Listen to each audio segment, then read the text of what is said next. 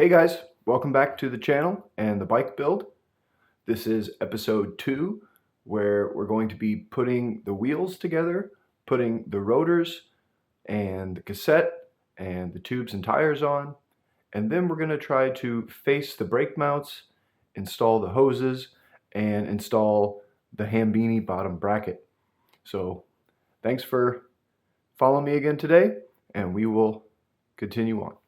So first things first, we're going to put the rim strips, tubes, and tires on. Okay, so the tires aren't very hard to seat at all. I did it all with my hands, no levers. You can just work your way around slowly and you'll get the bead on, no problem.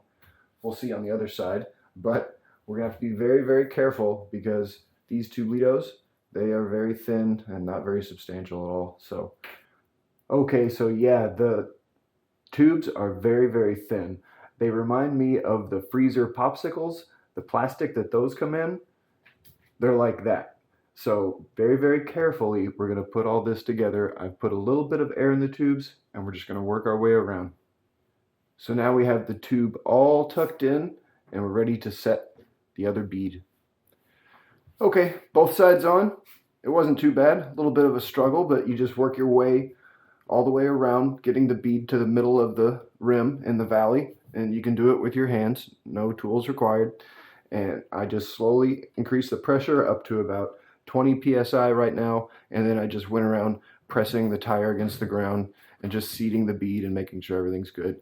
So holding air and no bulges, so we might put a little bit more pressure in them, but we're not going to pump them all the way up right now. We're going to wait till we have everything else together. Okay, that's the second tire fitted, and now we're going to do the cassette and the brake rotors. For assembly lube, I'll be using a little bit of Traveler lithium multi-purpose grease. I would tell you more about it, but the formula is a trade secret. So that's the cassette fitted. Just use standard tool, and you do it by hand, and then give it a little bit more with a wrench. Don't do it too tight. It will tighten itself as you ride. You use the same tool for the rotor as you do the cassette, and you just want to make sure your hands are clean and you try not to touch the rotor face surfaces, and you'll be fine. Okay, that's the back done. So we'll move on to the front now. Looks good. I'm using a 140 millimeter rotors, front and rear. That might be kind of controversial, but I don't weigh very much, between 145 and 147 pounds, so I think they'll be fine. Okay, that's both wheels set up, ready to go.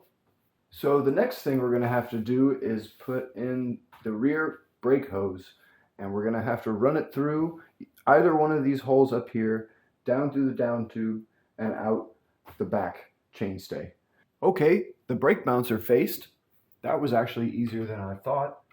All I had to do was take a smaller drill bit than the hole and push it through from the bottom and just slightly twist it with my hands until it broke through the paint.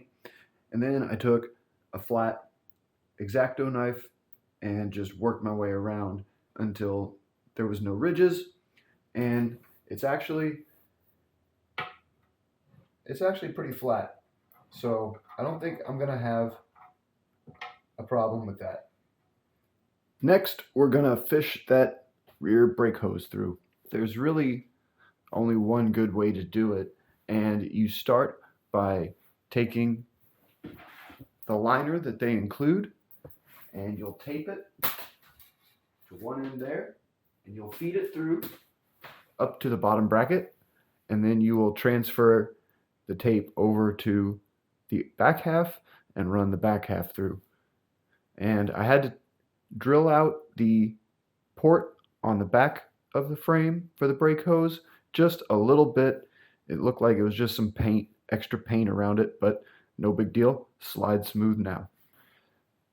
So now we have the hose at the halfway point, and we swap over to the rear liner and run it the rest of the way. Okay, so there we are. The rear brake hose is routed, and the brake mounts are faced, at least good enough for right now. If we need to, we can do a little bit more when we put the actual calipers on. The frame comes with this little cap for the bottom. It's for routing actual steel cables for your derailleur and your brakes, and you do want it because it covers up the hole in the bottom, but you don't have to route through those holes. As a matter of fact, I routed the hose through the upper void because it's less of a bend. Also, you get a few of these cable stops, and if you're not running cables, you won't need these either, but you will need some frame plugs, either rubber or metal, to cover up the holes so water and moisture doesn't get inside the tubes. I think before I install the Hambini bottom bracket, I'm going to go ahead and run the rear Di2 wire because I might need to get access in there to get to the battery and make sure it all fits. I got the 1200 millimeter. The Di2 wire has all these little zip tie looking things attached to it to keep it from rattling around inside of the tubes. So I should just be able to run this the same way as I did the brake hose. And then for the little ferrules for the ends, since they don't want to stay in, they just kind of rattle around, I'm going to add a little bit of electrical tape to it just to make the fit a little more snug. Okay, so that's the rear Di2 wire routed. I used one of the ferrules for the back, but I drilled it out because it's no longer going to be used for a cable. So took a drill bit and drilled it out so the Di2 wire can come through. And I used as many of these little zip ties as I could in strategic places, and we've got all the extra coming out the top. And I think while I'm here, I'll go ahead and do the front Di2 cable as well. And then I think we will wrap up today by putting Hambini's bottom bracket in the bike. Okay, all the wires are fitted. I just used the same technique as the rear, taped a wire to the liner and ran it up through, keeping as many of these little zip ties as possible. So had plenty of slack. 900 and 1200 is plenty. Okay, I just screwed in the drive side. It really went in no problem at all. I just greased both the threads on both sides, and it looks like the alignment is pretty good, pretty even and straight. We will go ahead and put on the non-drive side and tighten everything up. All right, guys, got the other side in. Really easy.